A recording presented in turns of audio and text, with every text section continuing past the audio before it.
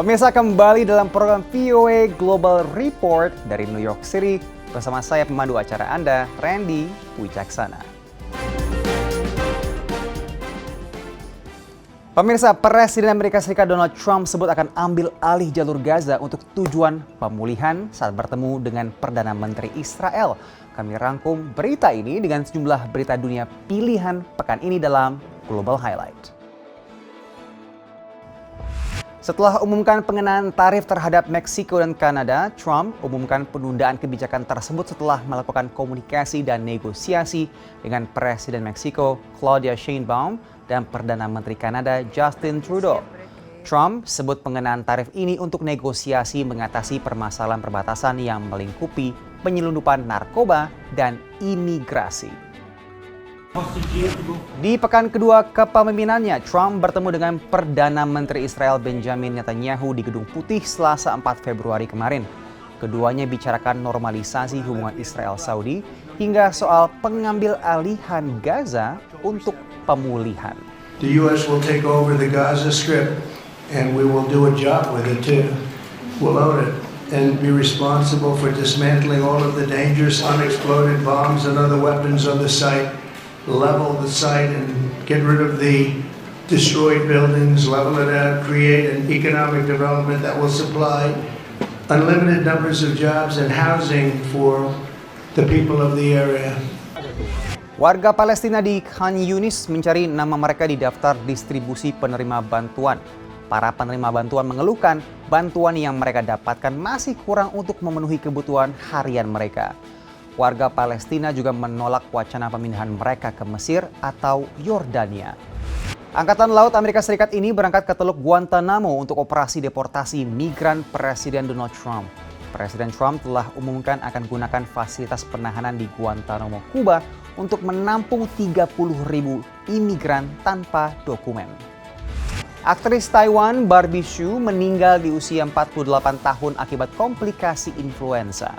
Barbie Hsu populer di awal tahun 2000 lewat perannya sebagai Sancai di serial Meteor Garden. Berpulangnya Barbie Hsu dikonfirmasi sang adik via akun X-nya 3 Februari lalu. Demikian tadi Global Highlight, pemirsa. Kita masuk ke berita selanjutnya. Sejumlah organisasi di Indonesia terdampak oleh pembekuan bantuan asing Amerika Serikat. Sejumlah pengamat Amerika mengingatkan pentingnya bantuan asing demi hubungan baik Amerika Serikat dengan para mitra-mitranya. Simak laporan VOA berikut ini. Usai Presiden Donald Trump membekukan hampir semua bantuan asing, termasuk dari Badan AS untuk Pembangunan Internasional atau USAID, sejumlah lembaga swadaya masyarakat di Indonesia langsung merasakan dampaknya. Ada sekitar 200 sampai 300 petugas lapangan ini yang saat ini terpaksa harus berhenti gitu. Nah, itu dampak langsungnya gitu Yang bikin kaget adalah waktunya. Kami tidak menyangka bahwa ini secepat ini dan semasif ini gitu ya. NGO-NGO yang di bawah USAID yang mendapatkan pendanaan langsung dari USAID dan bekerja langsung dari USAID itu bahkan juga tidak bisa berkomunikasi dengan USAID. Pada tahun fiskal 2023, Amerika Serikat membelanjakan 230 juta dolar atau 3,6 triliun rupiah untuk bantuan di Indonesia dan mendanai 50 lebih program antara lain kesehatan, perempuan wirausaha, hingga manajemen bencana. USAID dengan kantor pusat di belakang saya ini didirikan tahun 1961 di bawah pemerintahan John F. Kennedy untuk melawan apa yang disebut sebagai pengaruh Soviet. USAID hanya menggunakan anggaran pemerintah federal tak sampai 1%, namun merupakan lembaga penyediaan bantuan terbesar di tingkat global dan beroperasi di berbagai belahan dunia, termasuk Indonesia. Presiden Trump melakukan pembekuan 90 hari seraya meninjau program-program supaya sejalan dengan kebijakan utamakan Amerika atau America First. Departemen Efisiensi Pemerintah yang dipimpin bilioner Elon Musk menyatakan Presiden Trump setuju untuk menutup operasi USAID. Situs USAID kini menyatakan pegawainya di seluruh dunia akan dicutikan dan dipulangkan ke Amerika. Langkah ini belum pernah terjadi, mengingat bantuan asing selalu didukung Presiden baik dari Partai Demokrat maupun Partai Republik, menurut pengamat. In fact, some of the biggest increases in the last several decades have come from Republican presidents. For example, Ronald Reagan in his first administration presided over a very large increase in U.S. foreign aid. Bantuan asing juga membantu keamanan nasional Amerika. Menurut Patrick Cronin, yang pernah menjabat sebagai orang nomor 3 di USAID pada era Bush. We also went into trouble spots, so-called fragile states.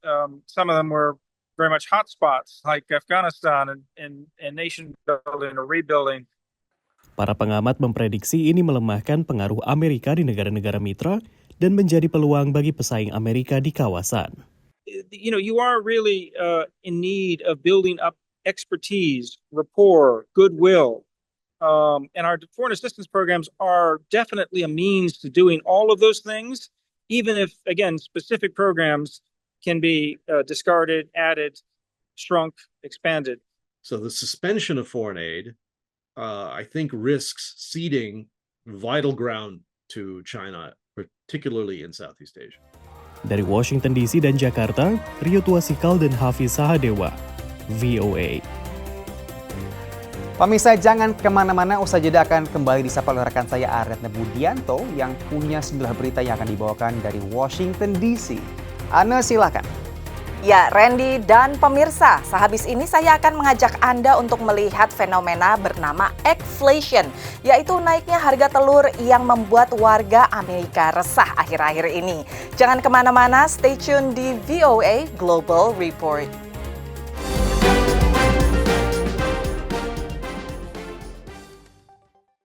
Menyajikan berita seputar Nusantara, dari politik, kriminal, hingga budaya.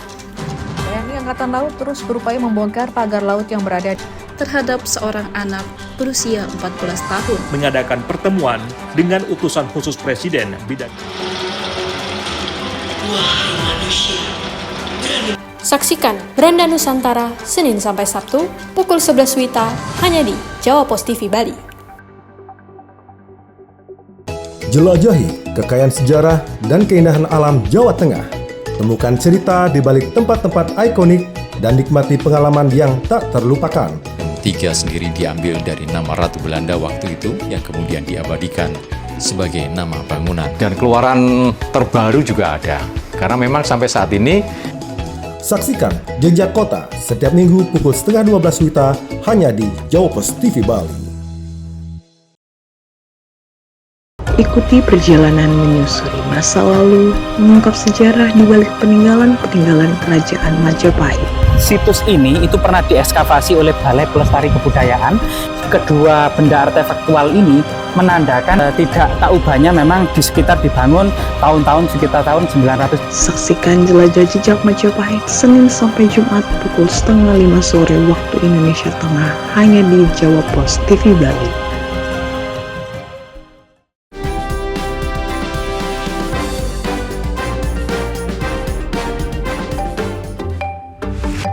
Pemirsa, di segmen kedua VOA Global Report kembali saya Aryatna Budianto mengantarkan update terkini dari ibu kota AS Washington DC.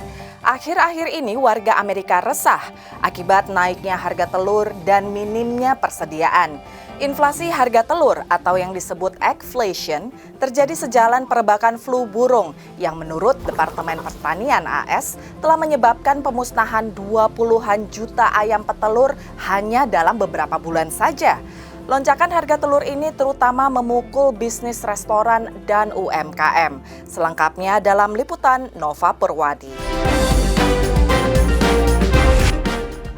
Perebakan flu burung di Amerika Serikat memaksa dimusnahkannya jutaan unggas, termasuk ayam petelur. At this point in time, it's the same problem we've been having for the last 6 months, only now it's more critical. Harga telur pun terus merangkak naik di supermarket, menambah beban bagi konsumen. I couldn't believe it. We just bought eggs, and they were like $11, $12. They were, I saw they ranged from $6 to $8 for just even like a dozen of them. And that was, I even said to myself, I'm like, this is blasphemy, it's just robbery, it's really expensive. Pemilik restoran UMKM pun ikut tertekan. I just hope things change. In all reality, I don't see it happening, but I can just pray for it. Just pray that small businesses like myself weather this storm. Blackberry Cafe milik Sekia di Phoenix, negara bagian Arizona, menyajikan hidangan untuk sarapan. Artinya, banyak hidangan di sini berbahan telur. We were paying $47 a case for eggs. This last week, our delivery was $91 and change for a case. So basically, that's almost 50% increase. Di New Haven, negara bagian Connecticut, restoran Zoe's juga menyajikan hidangan untuk makan pagi. Dan setiap pekannya, restoran ini menggunakan ribuan telur. The price have gone up dramatically. Just last week to this week, our price have gone up 15% on the case of egg. From October of last year till now, which is 4 months, we've gone up over 200%. Bila memungkinkan, Peter tak ingin menaikkan harga untuk konsumen. We may have to switch to a different size egg. Another thing they're talking about is brown eggs versus white eggs. Not that I think there's a difference. Sementara pemilik Twin Pines Diner ngaku tak punya banyak pilihan lain. Have no choice because everything else go up, but the eggs, the most we sell here. We have to buy it. Doesn't matter the price. Bukan hanya restoran yang fokus pada makan pagi yang terdampak.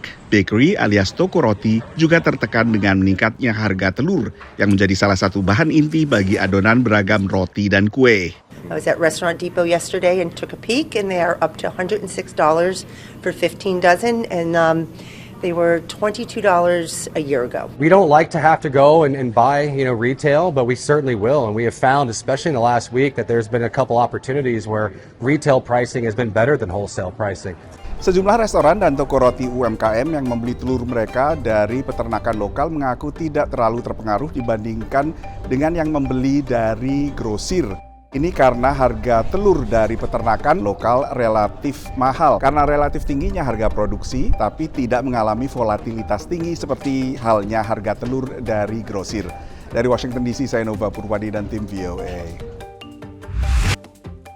Bicara soal bisnis kuliner skala kecil menengah, kali ini saya mau mengajak Anda melihat toko bahan makanan dan restoran hidangan khas Manado milik diaspora Indonesia di kota Metuchen, New Jersey. Walau baru berusia 2 tahun, Ditas Market sering mendapatkan penghargaan dari Kadin setempat.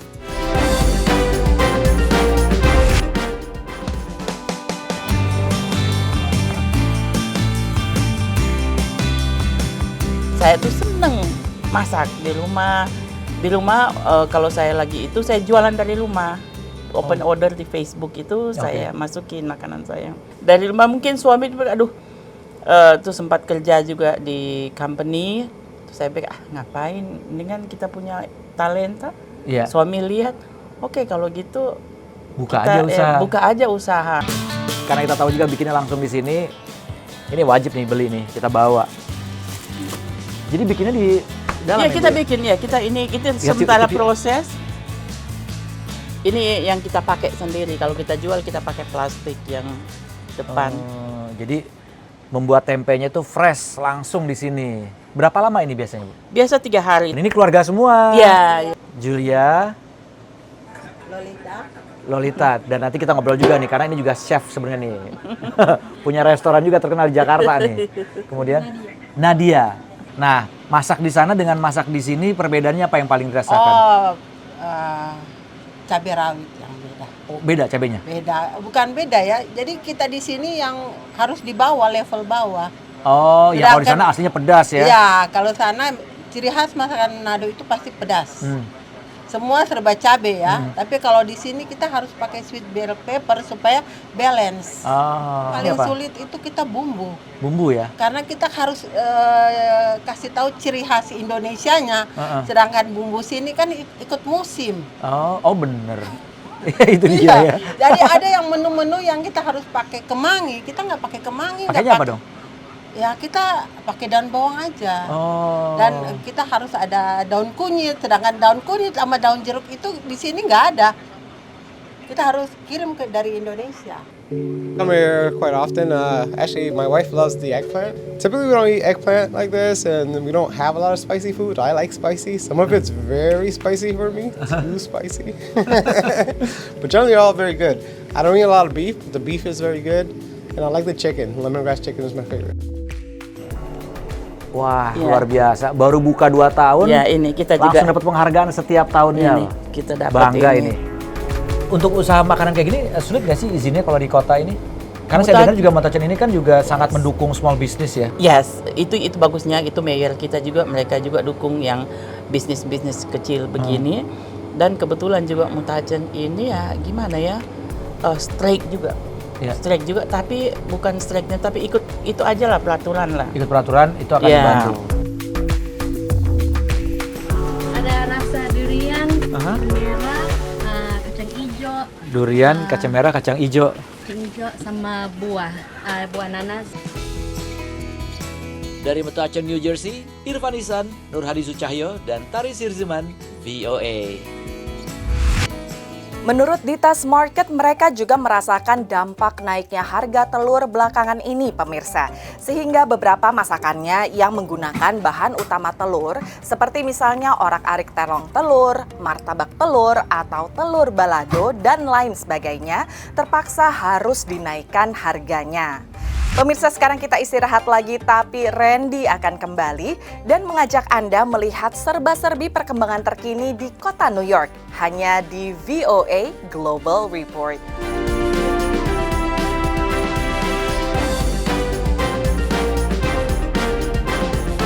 Nikmati kumpulan lagu-lagu terbaik dari para musisi ternama Bali dengan alunan melodi yang khas, lirik yang menyentuh hati, dan visual yang memukau. Umpamnya tiang dadik Kembali baliku.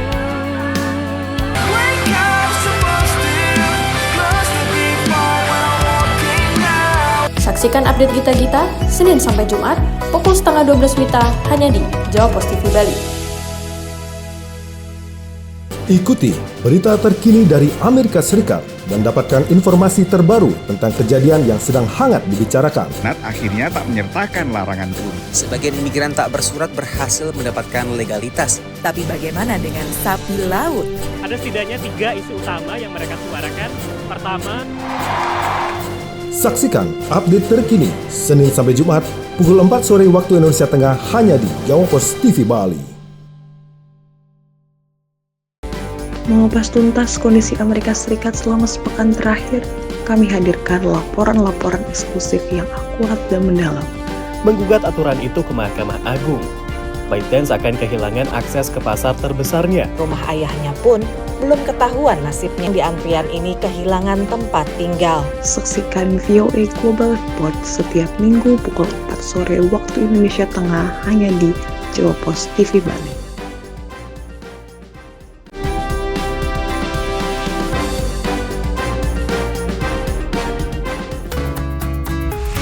Welcome back to New York City, pemirsa. Pemirsa, di New York kini mobil resmi harus bayar Rp150.000 untuk bisa masuk ke dalam pusat kota. Ada satu kawasan di Manhattan, ini namanya Midtown, yang memang dikenal sebagai kawasan bisnisnya New York. Termasuk di dalamnya adalah Times Square. Berita selengkapnya, kita simak. 5 Januari resmi jadi hari di mana semua kendaraan roda 4 mulai wajib bayar masuk pusat kawasan Manhattan di kota New York. Perharinya, mobil dikenakan tarif $9 atau sekitar Rp150.000. 1,400 cameras, over 110 detection points, separate detection points on the borders of the congestion zone and within the zones. There are well over 800 signs, and there are 400 lanes of traffic that are within the zone. Masih terlalu dini untuk ketahui efektivitasnya, namun berdasarkan data pekan pertama yang dirilis pengelola, kebijakan ini menunjukkan harapan. Pekan pertama pengenaan biaya tol masuk Manhattan, pengelola sebut volume mobil masuk kota turun 7,5%. Dari rata-rata 583.000 mobil per hari, jadi hingga 475.000 mobil per hari. Namun sampai dengan saat ini belum ada data seputar jumlah pemasukan. Sesuai ekspektasi, para pengendara roda 4 jadi yang paling dulu kemukakan keluhan mereka. All these people making those decisions, they don't live in the city. They even don't know what's going on here. My mom has to come here almost twice per week. She has knee surgery, and we have to pay for this this congestion price. It's horrible. Sementara para pengguna transportasi umum dan pejalan kaki optimistis dengan kebijakan ini. We have an interest to solve congestion. We have an interest to invest in mass transit. So I do think this is worth trying and testing out. Well, I'm all in favor because we need to improve our subway system, bring it up to date, and also bring traffic under control and reduce pollution.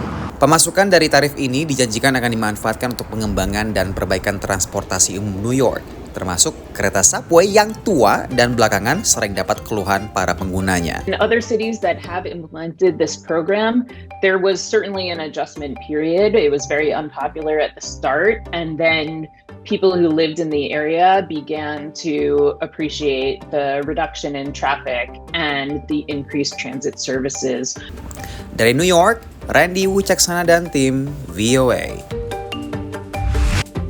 Soal kebijakan tol ini pemirsa, Presiden Trump belakangan angkat bicara dan sebut mau berhentikan kebijakan ini karena dianggap merugikan ekonomi New York. Kita ke berita berikutnya yang masih dari kawasan New York. Ada antrian panjang di New York, bukan untuk beli telur, bukan pula untuk masuk tol. Tapi orang-orang ini mengantri untuk mencium aroma bunga bangkai. Warga New York ini ramai-ramai mengantri untuk mencium bunga bangkai yang khas. So many different smells. We got some stinky cheese, some poop smells, some kind of sweaty, now I get the sweaty sock smell, foot smell. And then like once in a while, I actually get this like very fleeting, thin, pleasant floral smell. But that's not as often as the bad smell. Bunga bangkai alias Amorphophallus gigas ini mekar untuk pertama kalinya sejak tiba di Brooklyn Botanical Garden 7 tahun yang lalu. Ini adalah peristiwa yang sangat langka, mengingat bunga endemik Sumatera ini mekar setiap 2 hingga 10 tahun sekali dan rata-rata hanya sekitar 24 jam. I think it smells like something growing actually in the earth, and I do think it smells rotten, but more like rotting food almost. Yeah. Ketika mekar, bagian kuning bunga yang seperti paku disebut spadix berdiri tegak hingga kelopak di sekelilingnya mekar dan menarik penyerbuk ke bagian reproduksinya. Kemudian, bagian yang berwarna kuning runtuh. So carrion beetles that would be attracted to stuff that smells kind of putrid. So like poop or rotten eggs, stinky cheese, things like that. So like all plants, flowers that smell beautiful are attracting bees, or they're attracting hummingbirds or other birds. This is attracting beetles and flies. Brooklyn Botanic Garden adalah satu dari hanya 10 kebun raya di dunia yang punya koleksi bunga bangkai, menurut Botanic Gardens Conservation International atau BGCI. Saking antusiasnya warga New York, jumlah pengunjung kebun raya ini sampai membludak. Amazing. All of Brooklyn has come out to see this flower today, one of the coldest days of the year. We've had 5 times our normal attendance today. Terakhir, bunga bangkai mekar di kota New York adalah pada tahun 2019 di lokasi yang berbeda, yakni New York Botanical Garden di Bronx. Bunga bangkai tercatat mekar pertama kali di Amerika Serikat pada tahun 1937. Saking bersejarahnya peristiwa ini, bunga bangkai bahkan sempat ditetapkan sebagai simbol resmi dari Bronx di New York City sebelum akhirnya diganti menjadi bunga lili pada tahun 2000. Sekian Global Report pada episode pekan ini. Kami mohon undur diri. Saya Randy Wucaksana. Sampai jumpa.